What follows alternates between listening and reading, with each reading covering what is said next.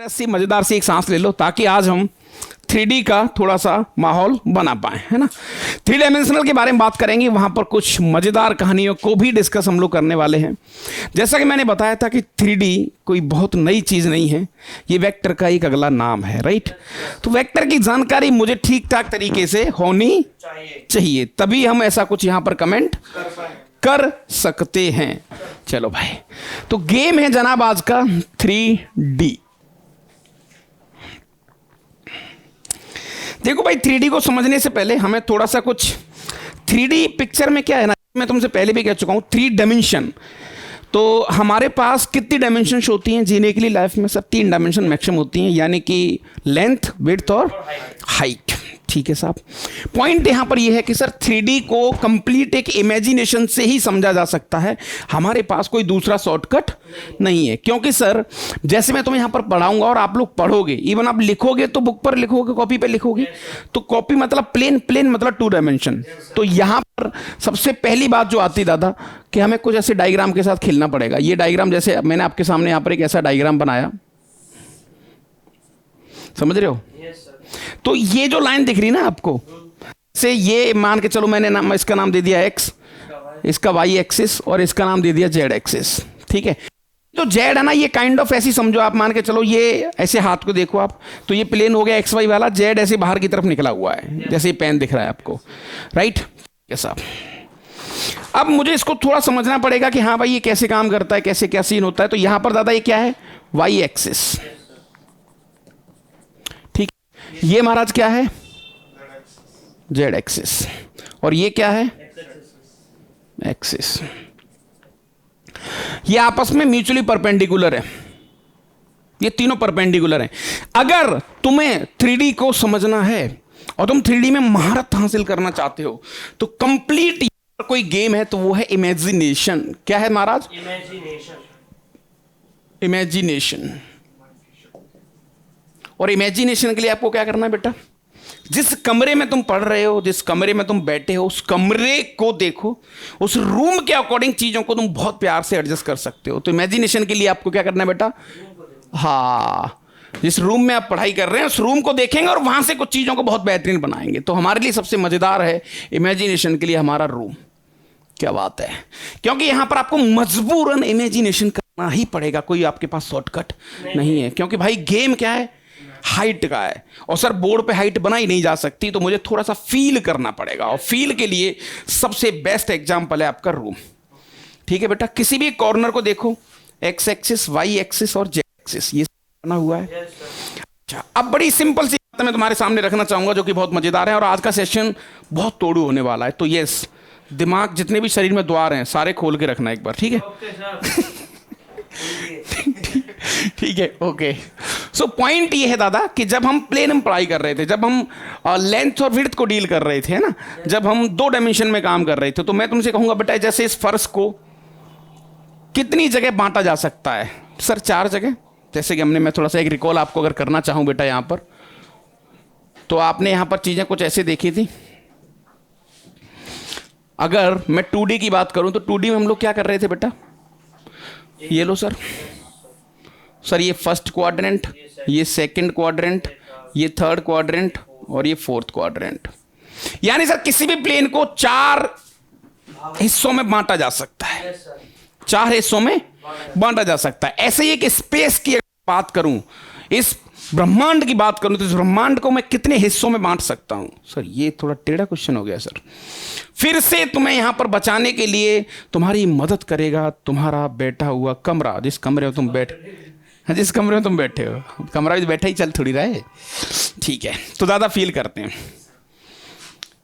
देखो क्या होता है, जैसे ये रूम हो गया एक, जिस रूम में तुम बैठे हो, एक रूम ये हो गया, एक इसके जस्ट नीचे रूम, ठीक है ना, एक इसके साइड में रूम, एक इधर room.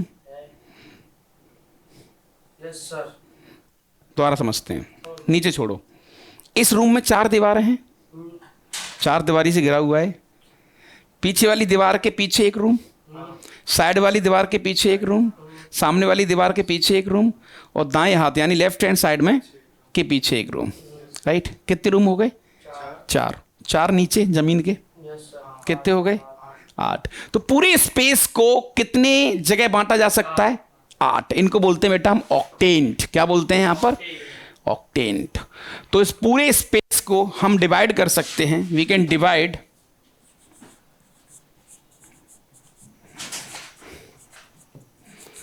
Divide space in 8 octants.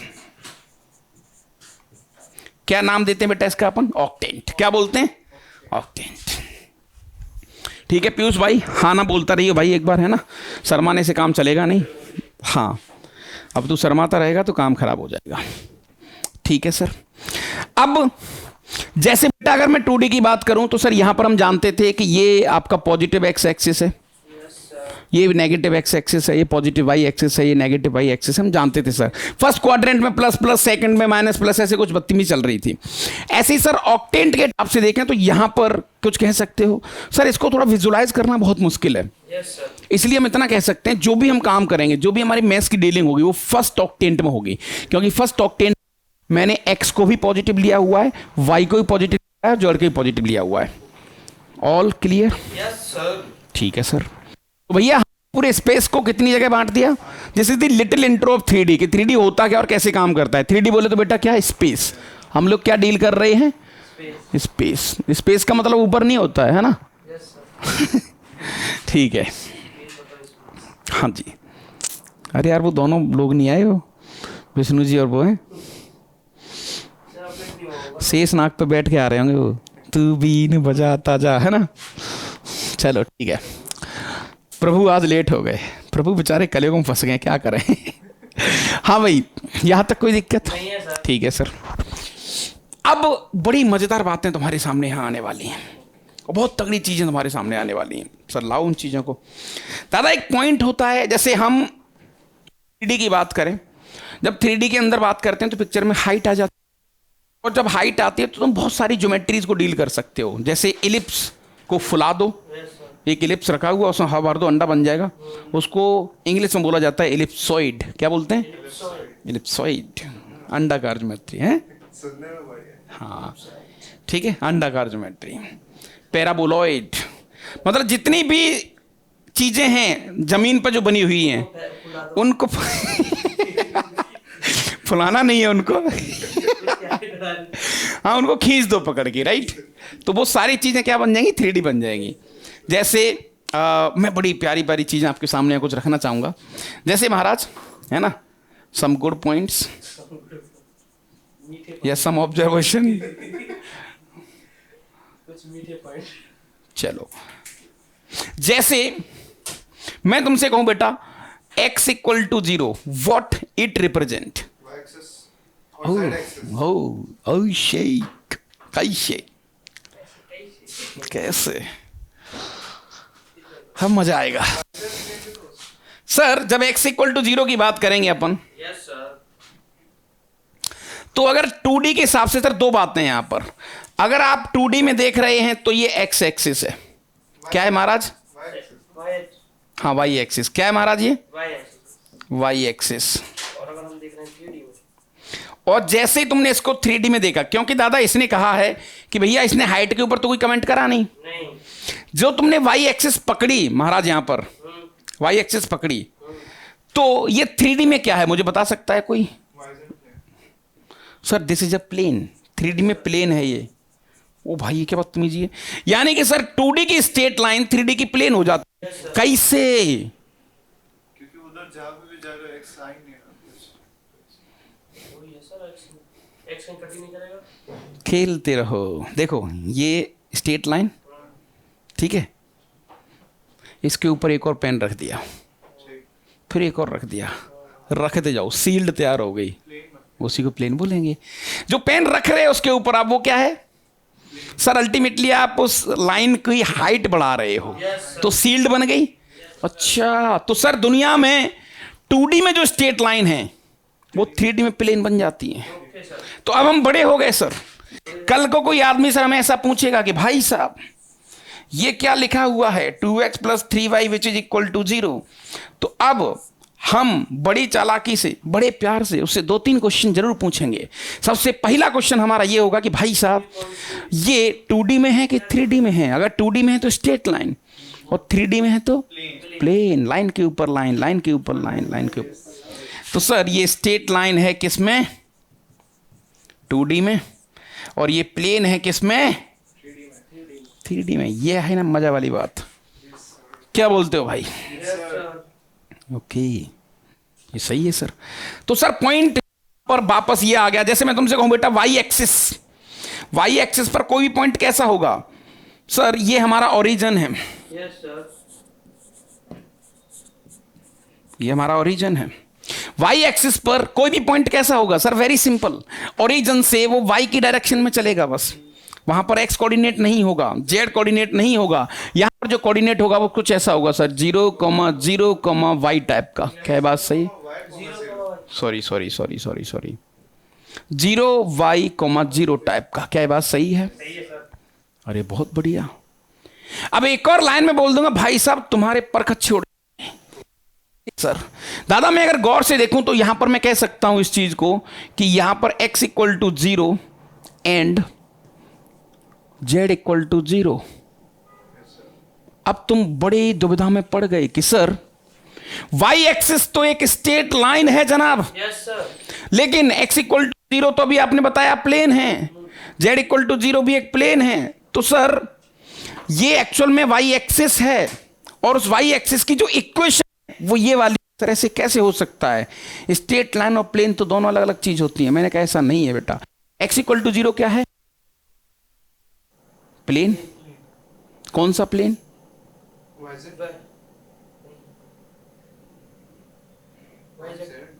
Simple YZ plane. कौन सा प्लेन दादा?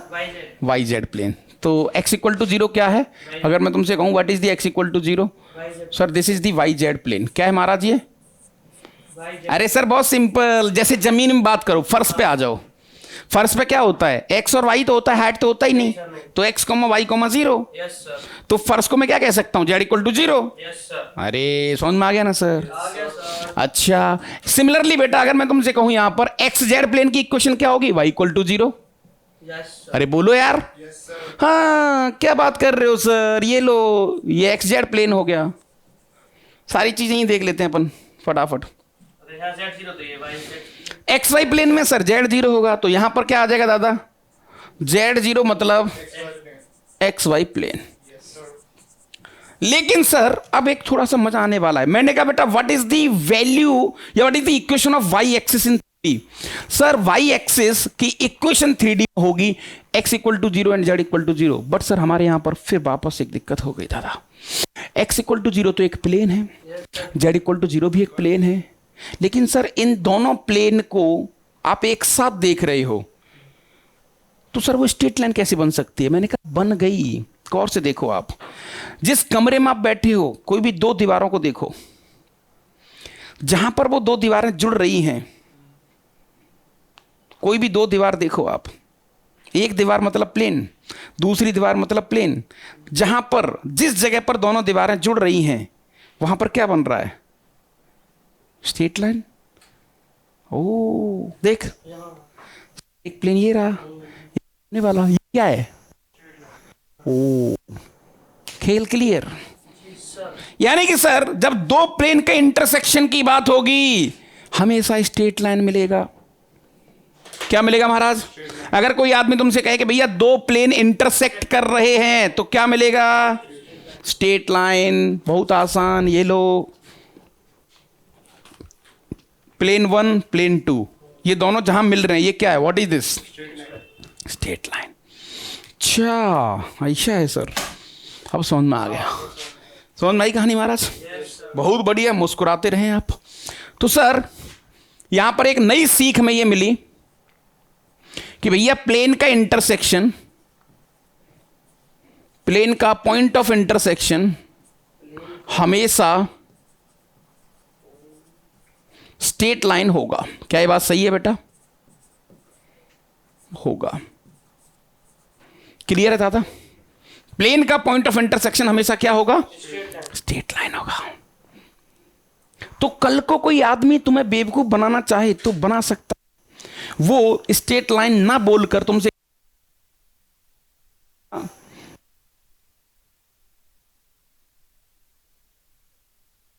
सेक्ट कर रहे हैं इस तरीके से, तो समझ गए हम। क्योंकि जब की बात आएगी तो भैया वो सीधी सीधी कहानी आपसे स्ट्रेट लाइन के बारे में पूछ रहा है। 3 प्लेन होगा फिर भी स्ट्रेट लाइन।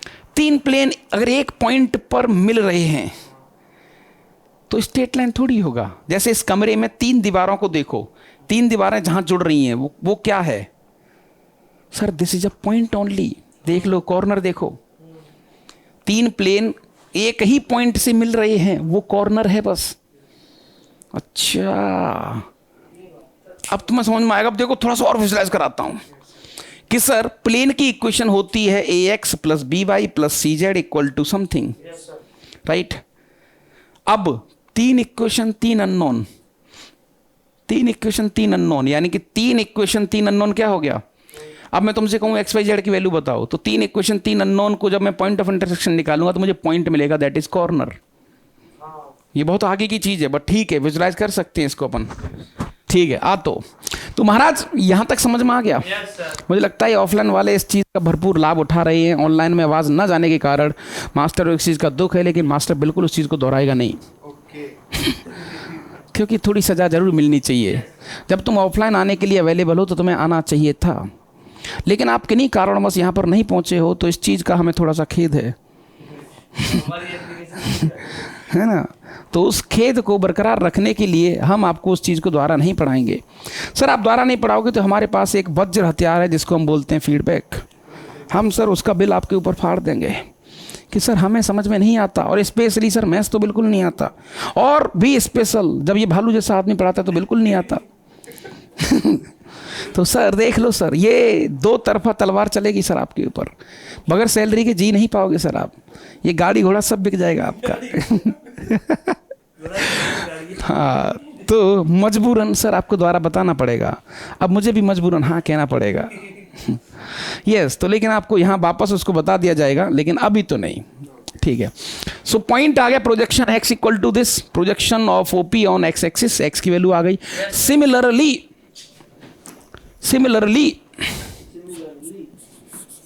y क्या आ जाएगा बेटा? r cos beta. z क्या आ जाएगा बेटा? r cos gamma. क्या बात है मास्टर, 1 नंबर, बहुत बढ़िया। अब मैंने कहा इन तीनों को जोड़ दो, इनके स्क्वायर्स को जोड़ दो, तो x square plus Y square plus Z square क्या आ जाएगा दादा? सर ये आ जाएगा r स्क्वायर, और यहां पर आ जाएगा sir cos square alpha plus cos square beta plus cos square gamma. ये लो सर। सर इससे ये कट गया, क्यों?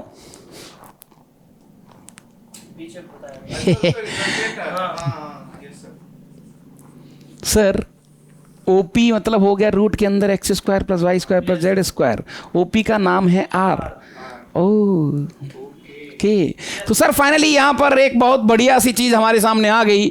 ये आ गई भैया cos square alpha plus cos square beta plus cos square gamma, बोले तो 1 होने का।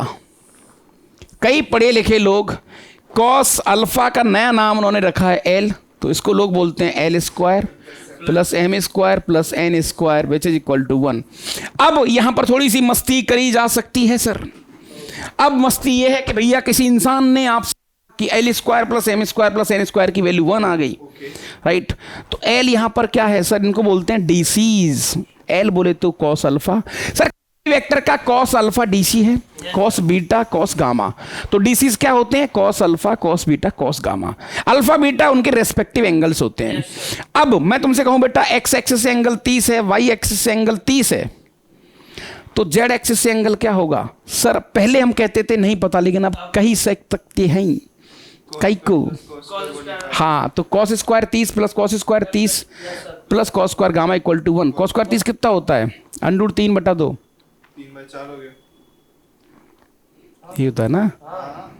3/4 प्लस 3/4 कितना आ गया? 6/4।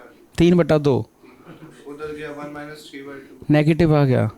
Not possible. यानी दुनिया में ऐसा कोई वेक्टर नहीं हो सकता जो एक्स और वाई के साथ 30 डिग्री का एंगल बना ले। ओ अब और खेलते हैं सर, थोड़ा सा खेलने में मजा आ रहा है प्रभु यहाँ पर। हे प्रभु दयाल तो नहीं है आज। शेषनाग जी आवाज आ रही है?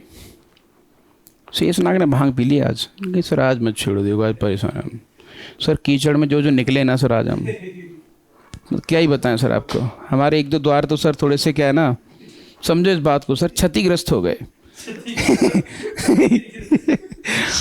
समझो सर, कीचड़ में निकलते समय वहाँ पर ना कंकड़ पत्थर कांच वगैरह, तो हमारे द्वार से सर कांच टकरा गया। तो देखो समझो इस बात को आप अब ये मत पूछ लेना सर कौन से द्वार की बात कर रहे हो आप ठीक है। तो भाई अब एक बहुत प्यारा सा क्वेश्चन मैं तुम्हारे सामने रखूंगा, राटे हुए बिल्कुल ऐसे चुटकी में आंसर देना है। मैं तुमसे कहूं कि भाई साहब दुनिया में ऐसी कितनी स्ट्रेट लाइंस हैं जो एक्स एक्सिस के साथ 60 डिग्री एंगल, वाई एक्सिस के साथ भी 60 डिग्री एंगल बना रही हैं? तो कितनी लाइन आएंगी?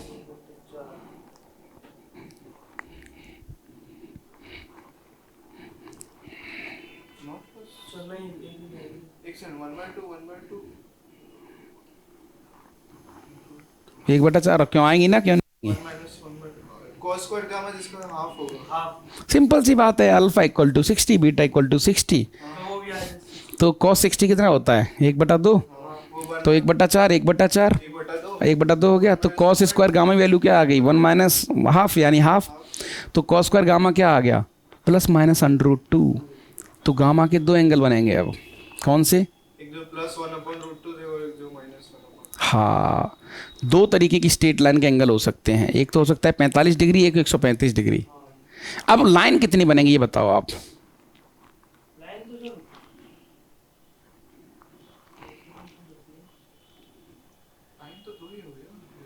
दो होंगी, देख लो, इमेजिनेशन करो।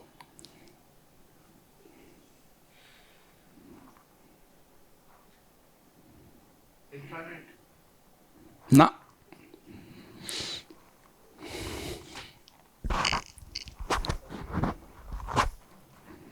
तुम लाइन दो बोल रहे हो ना, दो लाइन तुमने बिल्कुल परफेक्ट बोली है, लेकिन लाइन 4 होंगे।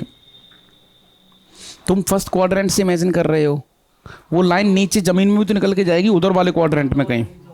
तो जैसे एक लाइन अगर इस कॉर्नर से निकल के जा रही है तो एक लाइन तो ये वाली हो गई, और एक इस कॉर्नर के नीचे से निकल के जाएगी तो एक लाइन, वो लाइन तो वही है, एंगल तो बदल जाएगा ना, क्वाड्रेंट में चेंज होगा, एंगल चेंज हो जाएगा अल्टीमेटली। यानी कि दादा मैं तुमसे कहूं कि कल को किसी इंसान ने, देखो क्या होता है ना, जैसे अगर डायरेक्शन कोसाइन की हम लोग बात करें तो डायरेक्शन कोसाइन क्या होता है? कॉस अल्फा, यानी अल्फा जो एंगल होता है वो एक्स एक्सिस से होता है। लेकिन उसने ये थोड़ी बोला बेटा, मान के चलो ये एक्स एक्सिस है, मान के चलो मैं तुमसे कहूँ ये एंगल अल्फा है, लेकिन ये भी तो एंगल हो सकता है पाई माइनस अल्फा, नहीं हो सकता क्या? हाँ। तो सर कुल मिला के यहाँ पर कहानी ये है कि हमारे पास जो डीसीज होते हैं, हमारे पास जो डीसीज होते हैं वो क्या होते हैं बेटा? सर डीसीज हमारे पास कॉस अल्फा भी हो सकता है, कॉस बीटा, कॉस गामा, और हाँ ये भी हो सकता है sir cos pi minus alpha, pi minus beta, pi minus gamma. क्या ये बात सही है?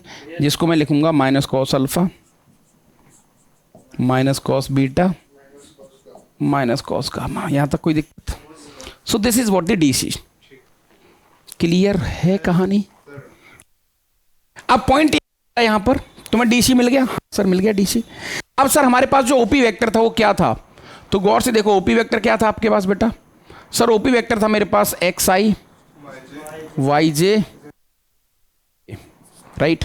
अच्छा ओपी वेक्टर सर एक्स की जगह पर मैंने लिख लिया R cos alpha I plus R cos beta J R cos gamma K, right. तो ओपी वेक्टर क्या आ गया बेटा? यहां से आर कॉमन ले लो, कॉस अल्फा को एल कह सकता हूं, तो L I plus M J plus N K. Clear है कहानी यहां तक? अगर बेटा मैं ओपी वेक्टर का यूनिट वेक्टर निकालूं तो कैसे निकालेंगे? सर इसके पूरे मॉड से डिवाइड कर देंगे तो मॉड हो जाएगा L square plus M square plus N square root के अंदर, जो कि 1 होगा, और मॉड आर से डिवाइड करेंगे तो यहां पर सिर्फ ये आ जाएगा L I M J N K. R कहाँ गया? मॉड से डिवाइड किया तो कट गया ना वो तो। So sir this is what, यहां से क्या सीख मिली आपको? स्वाद।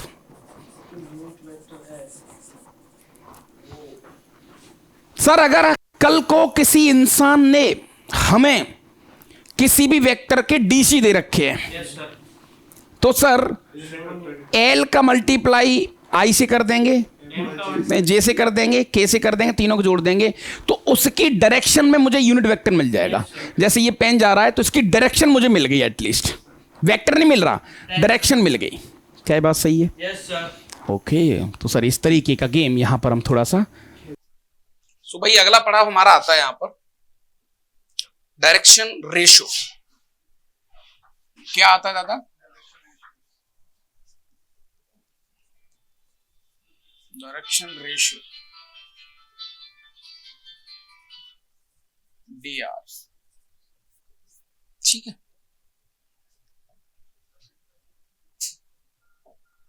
dr बहुत सिंपल सी लैंग्वेज बताता हूं मैं, तो dr क्या होते हैं बेटा? Direction ratio dr are proportional to DCs, बस समझ रहे हो? DCs के क्या होते हैं? प्रोपोर्शनल होते हैं, राइट। फाइनली तुम्हारे जो DCs और DR क्या है? DCs हम कैसे निकालते थे? तो DC सर हमारे पास जो L आ रहा था वो क्या था हमारा? नहीं, L क्या था? cos अल्फा, जो कि था क्या? x अपॉन OP, ऐसा था, राइट। ठीक है दादा। और M क्या था? y coordinate upon OP। N क्या था? z upon OP। और OP क्या था सर? रूट के अंदर x square plus Y square plus Z square. याद है आपको? ठीक है। अब मान के चलो बेटा, कल को किसी आदमी ने तुमसे बोला है, कुछ क्वेश्चंस की अगर मैं बात करूं, एक सिंपल सा क्वेश्चन मैंने तुमसे कहा कि भाई मुझे डीसीज बताओ ऑफ पॉइंट जिसके कोऑर्डिनेट हैं 2 3 4, इसके डीसी बताओ, है ना। तो क्या हो जाएगा बेटा इसका डीसी? सर एल आ जाएगा 2 अपॉन ओपी, मतलब क्या हो जाएगा? 2 का स्क्वायर, 3 का स्क्वायर प्लस 4 का स्क्वायर, राइट। एम क्या आ जाएगा बेटा अपने पास? 3 अपॉन रूट के अंदर 2 का स्क्वायर प्लस 3 का स्क्वायर प्लस 4 का स्क्वायर। और एन क्या आ जाएगा महाराज? 4 अपॉन रूट के अंदर 2 का स्क्वायर प्लस 3 का स्क्वायर प्लस 4 स्क्वायर, राइट। ये तो आपके डीसीज हो गए। What is the डीआरस? अगर मैं डीआरस की बात करूं तो यहाँ पर 2 अपॉन कितना आ गया? ये 9 4 13 ना, 13 और 16 कितना हो गया? 29।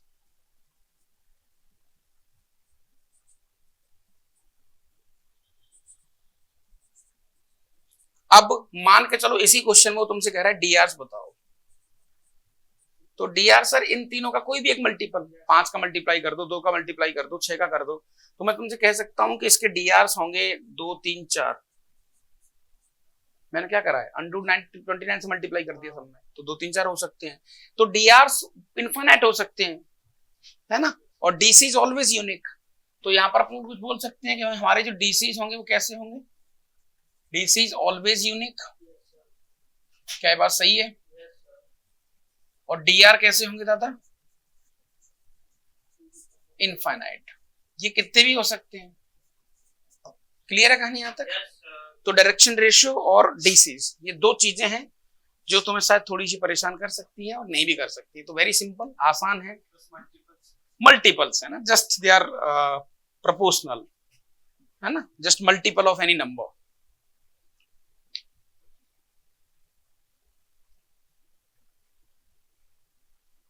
जैसे एक और क्वेश्चन अगर मैं मान के चलो तुमसे कहूं बेटा, यहां पर फाइंड डीसी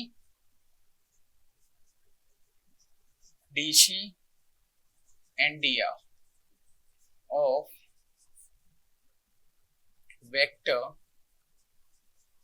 एक पॉइंट आपको ए दे रखा है जिसके कोऑर्डिनेट है 2 3 4, और एक पॉइंट आपको बी दे रखा है जिसके कोऑर्डिनेट है 7 8 9।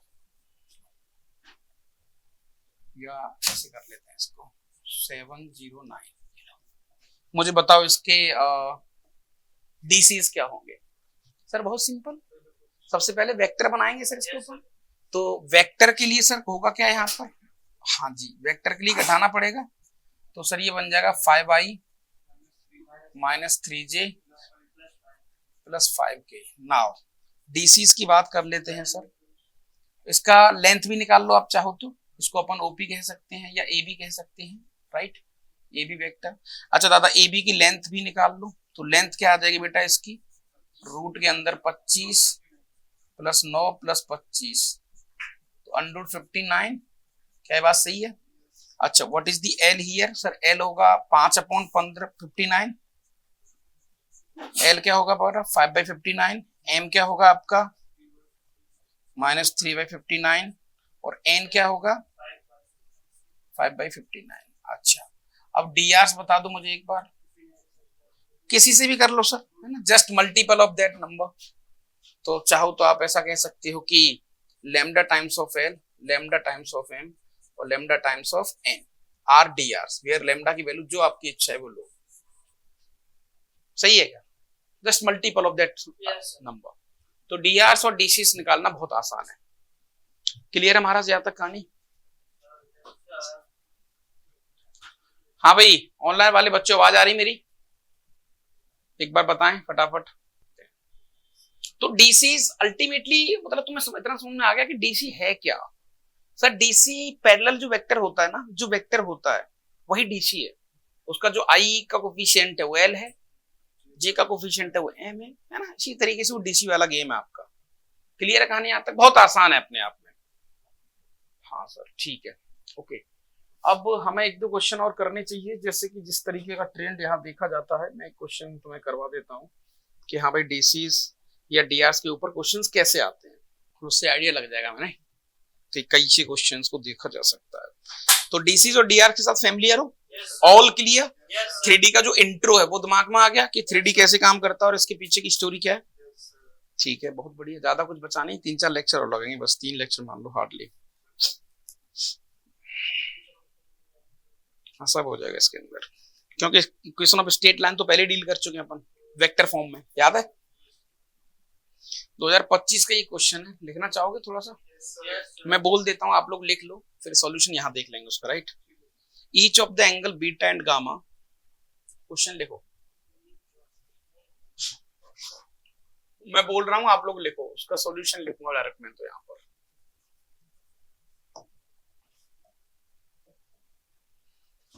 Each of the angle beta and gamma that given line makes that given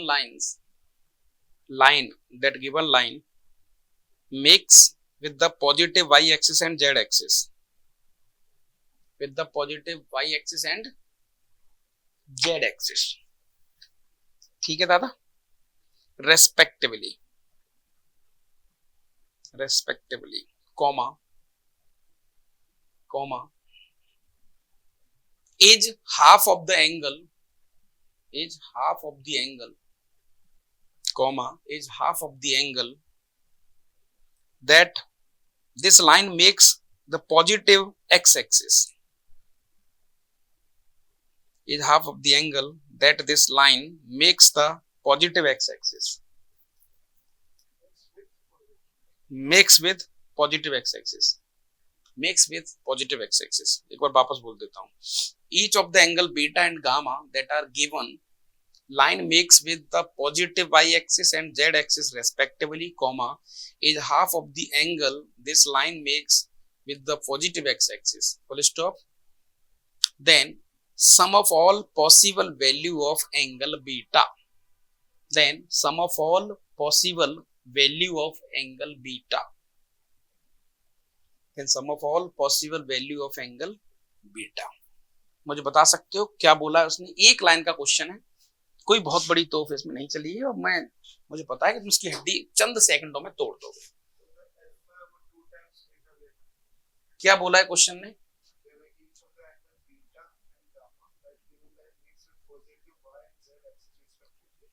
सबसे पहले रिलेशन क्या आ गया अपने पास?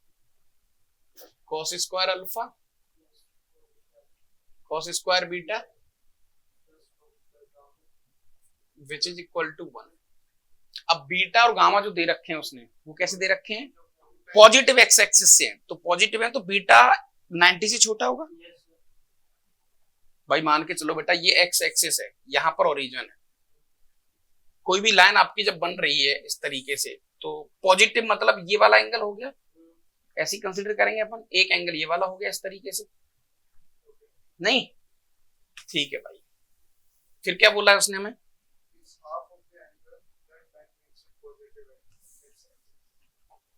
हाँ, इस वर्ड का क्या मतलब बताना चाहेगा मुझे कोई?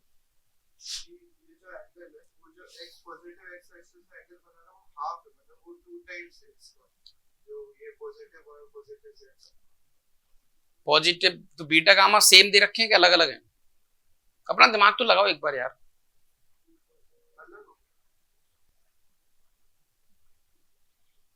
ईच ऑफ द एंगल बोला ना उसने यार, इतना क्यों सोच रहे हो आप? क्या बोला है उसने? क्या बोला है? वापस पढ़ो क्वेश्चन। इसको भूल जाओ, कोमा के बाद पढ़ो। Each of the angle beta and gamma, comma क्या है?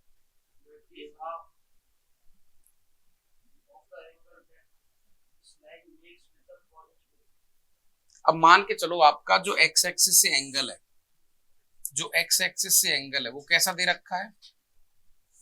सर ये आपका एक्स एक्सिस से एंगल उसने लेट से अल्फा दे रखा है, राइट। फिर उसने क्या बोला है कि ईच एंगल जो बीटा है और जो गामा है, ये दोनों जो एंगल है हमारे पास, ये कैसे हैं? अल्फा का हाफ है ना। यानी मैं कह सकता हूं कि सर अल्टीमेटली बीटा की वैल्यू उसने अल्फा बाई 2 दी है, गामा की वैल्यू क्या दी है? Alpha by 2। तो क्यों सोच रहे हो तुम लोग फिर? और पूछा क्या है उसने आपसे? All possible value of beta. तो सर बीटा भी आ गया, अल्फा भी आ गया, इन दोनों को ऊपर पुट कर देंगे तो सर फाइनली मेरे पास आ गया cos square alpha plus cos square alpha upon 2 plus cos square alpha upon 2 which is equal to 1, right. गौर से देखना दादा, तो cos स्क्वायर अल्फा प्लस ये बन गया 2 cos square alpha by 2 minus का 1 विच इज इक्वल टू 0। अगर तुम थोड़े से समझदार हैं तो इसमें 21 नंबर की फीलिंग आ रही है।